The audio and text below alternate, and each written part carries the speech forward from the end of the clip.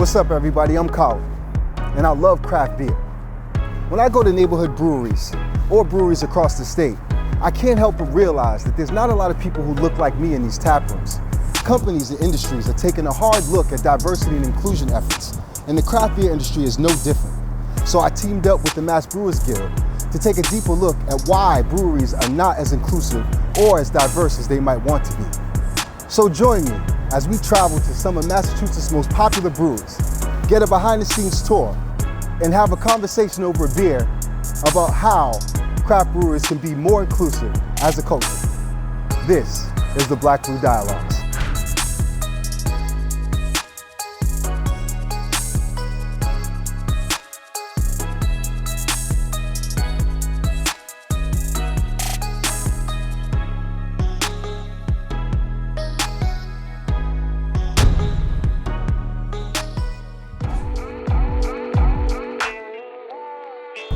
So we're here with D&I expert, Waleska. Thank you so much for spending some time with me. It's my first time in Springfield. So I wanted to learn a little bit more about the history and the communities in the area. Welcome to Springfield, Collin. Thank you. I'm happy to be a part of the Black Brew Dialogues.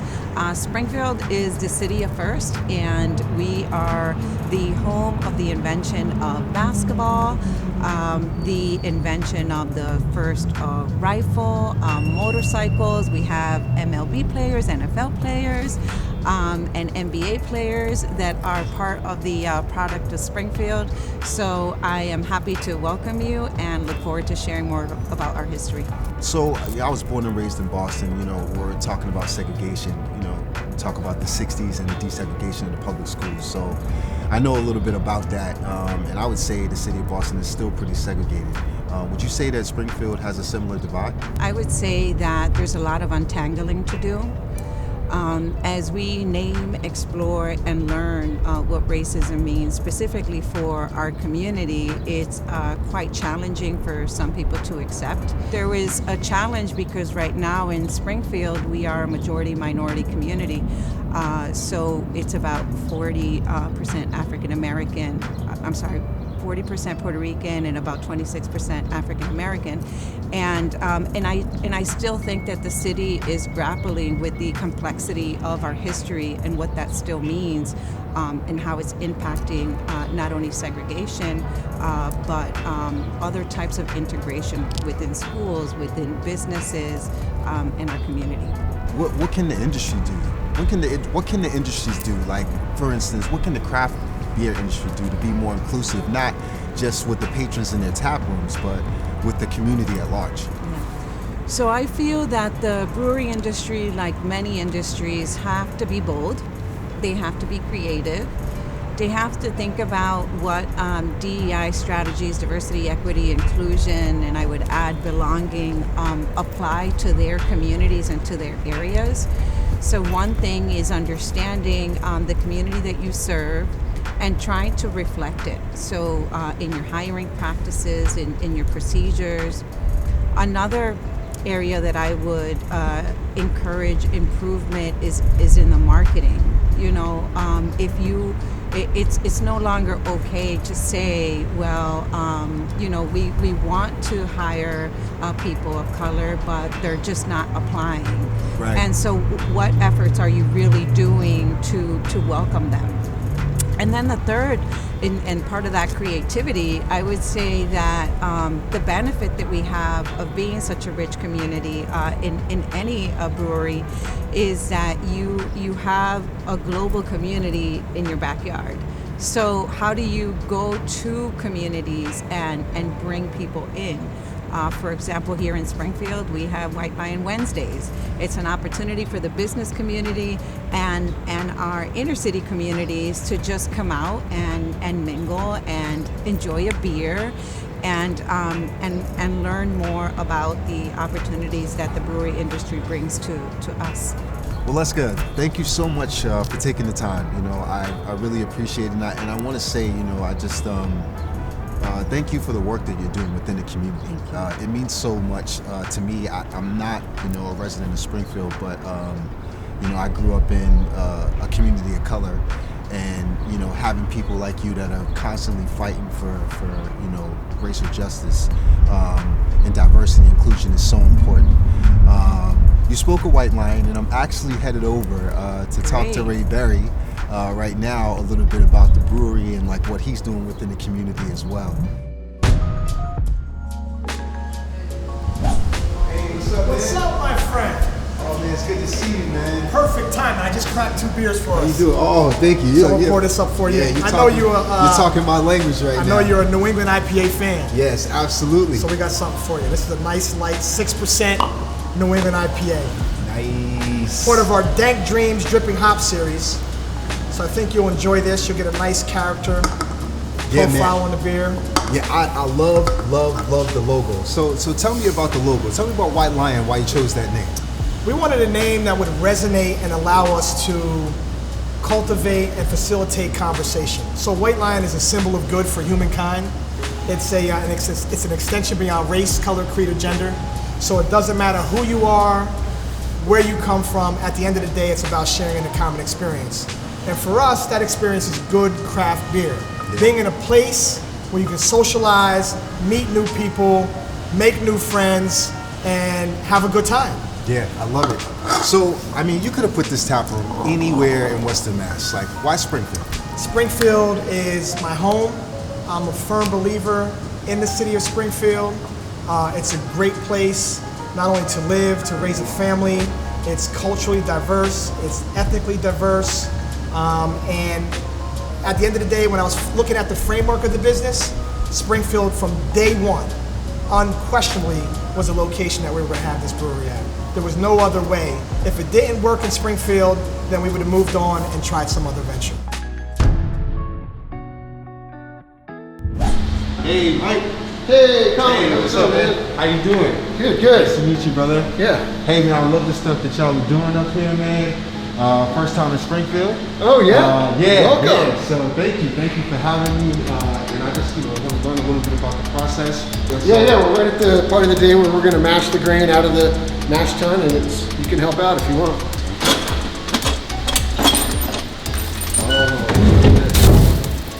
Yeah. So, Mike, what is this barley? Or? So this is mostly barley, malted barley, some flaked oats, a little malted wheat.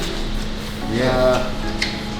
Yeah, it's kind of a typical New England style grain recipe. Well, it's kind of fun because we take a pallet of grain comes in the door, and 3 weeks later we send out 2 or 3 pallets of beer.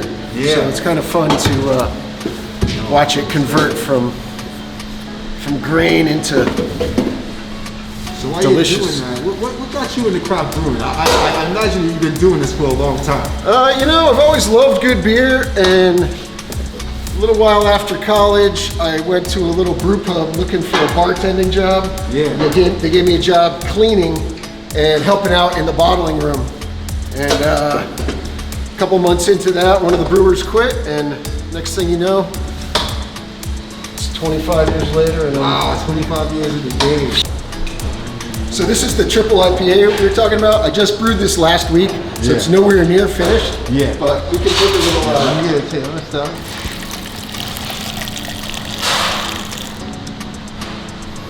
There we go. Give it a little sip. Go ahead, dive in. It's gonna be a little sweet. Doesn't have all the hops yet, but it's gonna have a lot of the alcohol in there. So It's not that sweet. Like, I drink. there you go. There's lunch for you. This is awesome. Cheers. So, my brother, hey, it's been awesome day just being in Springfield. Thank you for having me here. Thank you for being here. This is great. Great conversation. I think it's just a great first episode, So we've been talking about the history of Springfield, right? So talk to me about the history of Springfield as it pertains to like brewing history. Yeah, so the city of Springfield, third largest city in the Commonwealth, had a rich history of brewing pre-Prohibition. Large breweries that occupied the downtown space. I'm talking about 100,000 barrels, which is unbelievable volume. Yeah.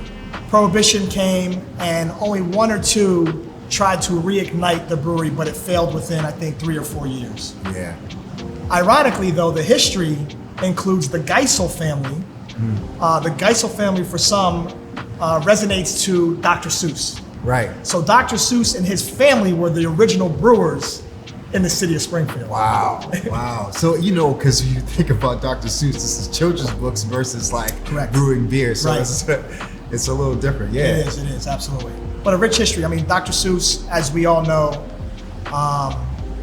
the history of doing children's books, but as of late, recently, it's taken on a different picture. Yeah, yeah. So I mean, I guess that brings me to that whole thing of like cancel culture, right? You know, there were some, you know, things that he wrote, you know, in the 40s and 50s, you know, that don't resonate that well today, right? And I hear in his memoirs that, you know, he definitely regrets the things that he did. But when we talk about cancel culture as far as the brewery, you know, industry is concerned, you know, a lot of people, you know, really want to be a part of the movement. We talk about Black Lives Matter. Sure. You know, they want to put it out there. They want to do the Black is Beautiful campaign. Sure. But then they worry about alienating their audience that they already have. What would you say to brewers that are dealing with that? You know, what do you think that they should do? One, it's unfortunate that we're in a polarized society at this time. And my advice would be to anyone, whether it's in the brewery space or any other space, you have to be true to yourself. You have to live by the principles that you want to push forward your business under, right? Mm-hmm. So, you know, you have to be mindful that there are always going to be, that's just the way society is. There will always be folks that want to point the finger or say, I told you so.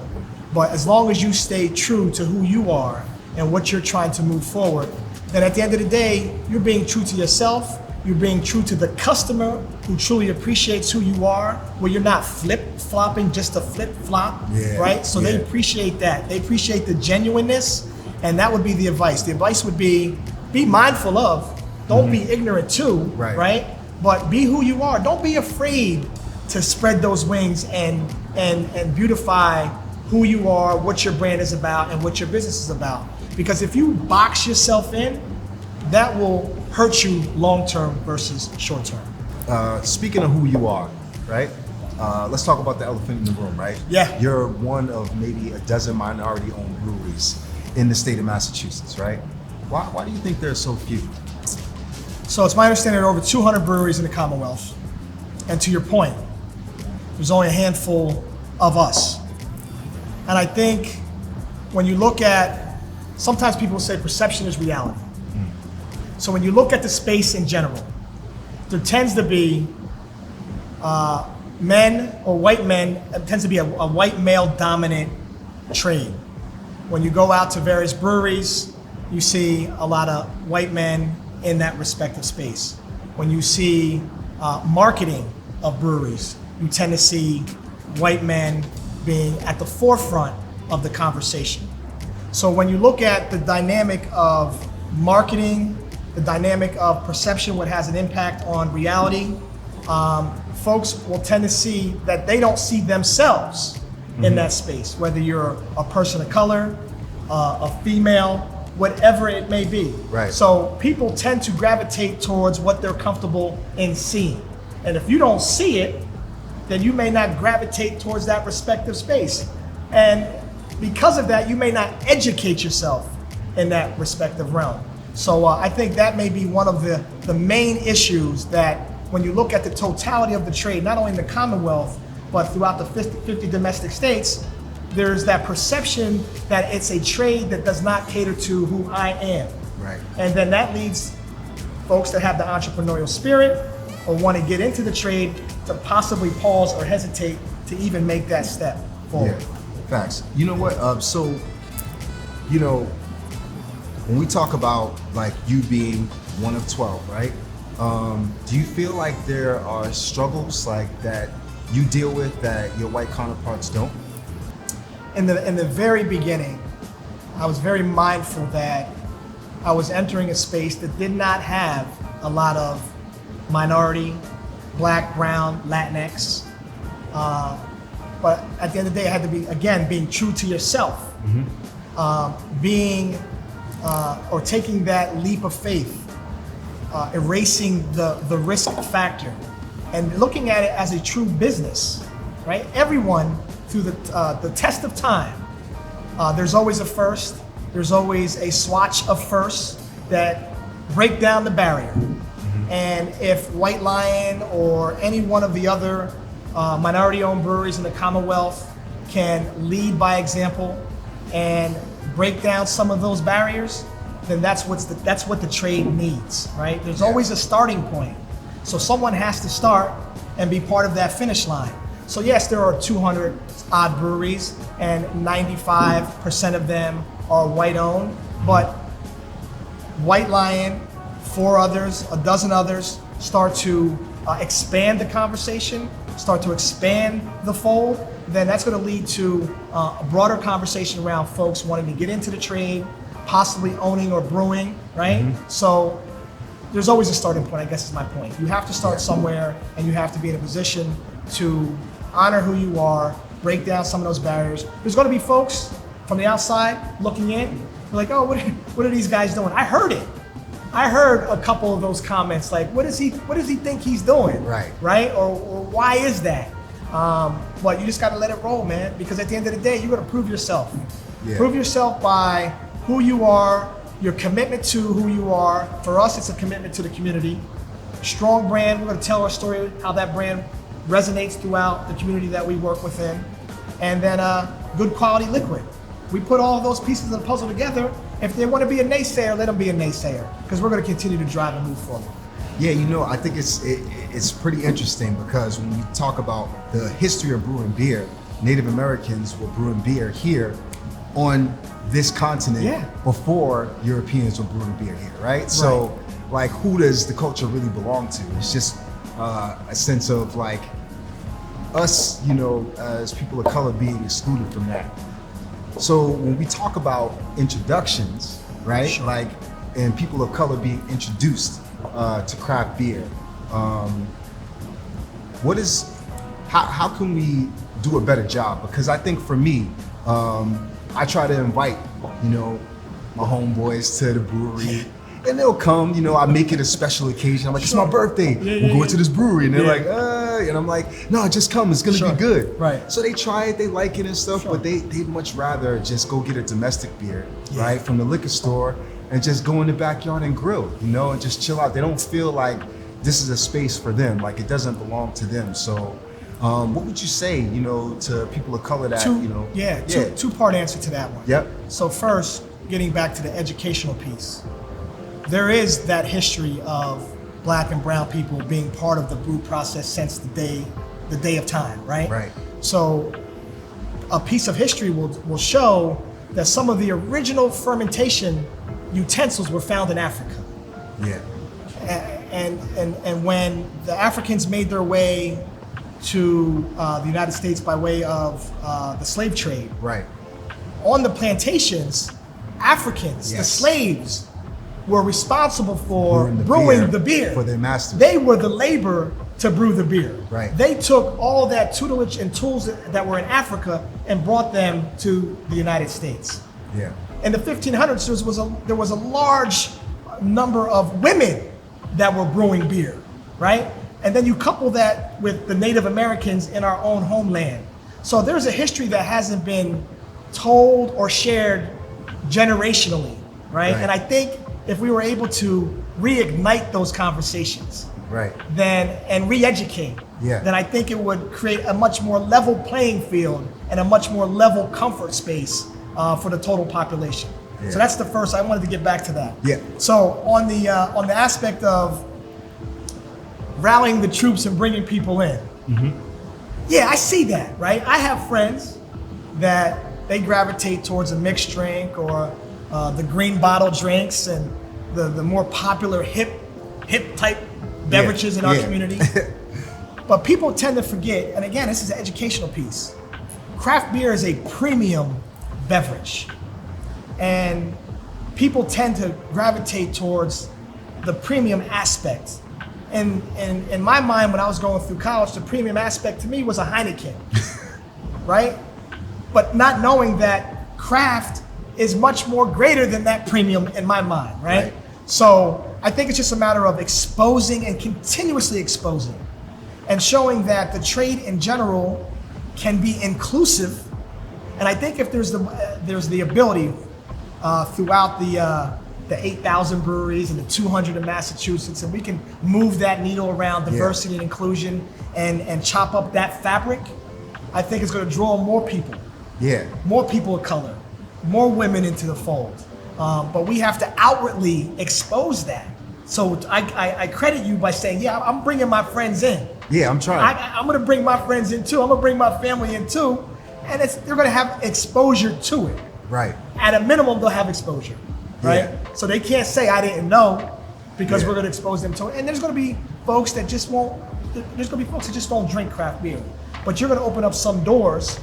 We're collectively going to open up some doors that will expand the awareness of the trade. I want to go back to the start of you and craft beer. What was your introduction to craft beer? What was your first experience? That's way back. It's way back. No, I mean, beer in general, beer first, craft beer. I mean, I'm over the age of 21 now, so I can share this. Okay. In high school, we dibbled and dabbled in beer. My first introduction to beer was not, obviously it wasn't craft beer. I didn't even know what craft beer was. It was one of those domestic products. And, and now you got to name the domestic product that you started drinking. I'll name some too if you want. I believe I had 3 Heinekens. Okay. And I might have been my first introduction truly to beer in general. Because I think on that 3rd Heineken, it didn't sit well with me.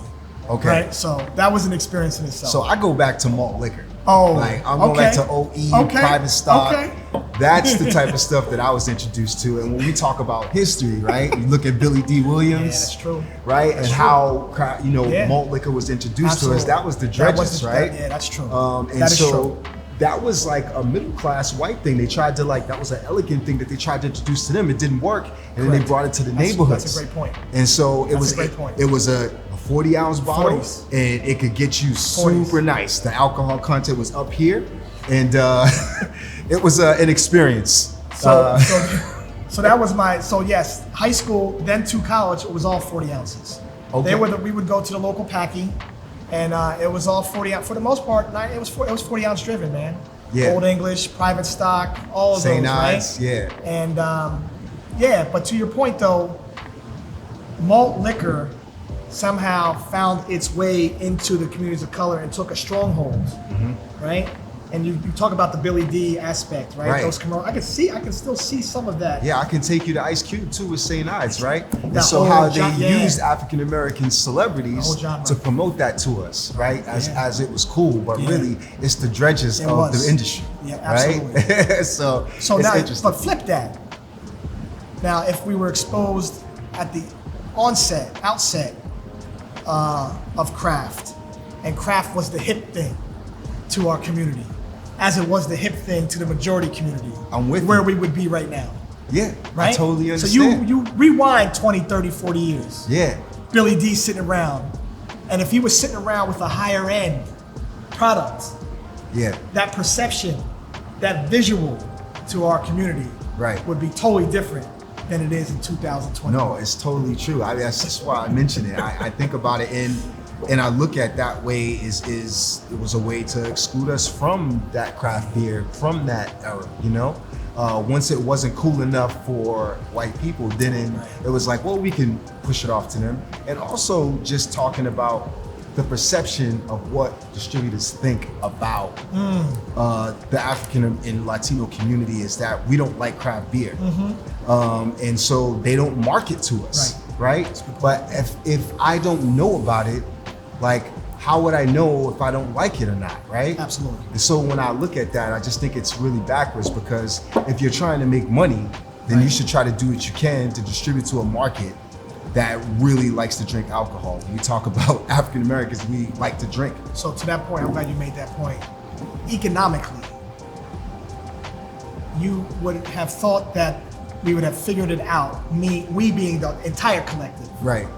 that Black and brown communities have tremendous amount of economic power and monetary power. Right. And you have an entire segment, 88% of the black and brown segment that is not in tune to craft beer. Now, if there was an effort Right.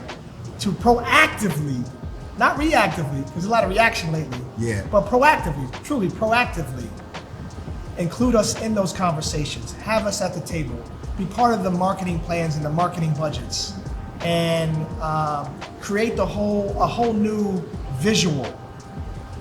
It welcomes us easily into the fold. I mean, whether you're looking at social media, an increase in numbers of breweries, there is a movement that is trying to create more diversity, more conversation within the trade. So, we do a look back 5-10 years from now, we sit around crashing a beer, the landscape should look differently. If it does not, then there was something materially wrong with our approach and maybe the trade in general. Yeah, definitely. Yo, man, I think we covered it all, man. I think we got into it, man. Cheers, man. Cheers, brother. Appreciate you. I appreciate you. Absolutely. Thanks for the conversation. My pleasure. It's the Black Brew Dialogues, baby. Thanks for grabbing a beer with me. Stay tuned to hopforwardequality.com for our next episode as we continue to raise our glass to diversity and inclusion within the culture and the creation of great beer for all. Until next time, I'm Collin Knight, and this is the Black Brew Dialogues. Cheers.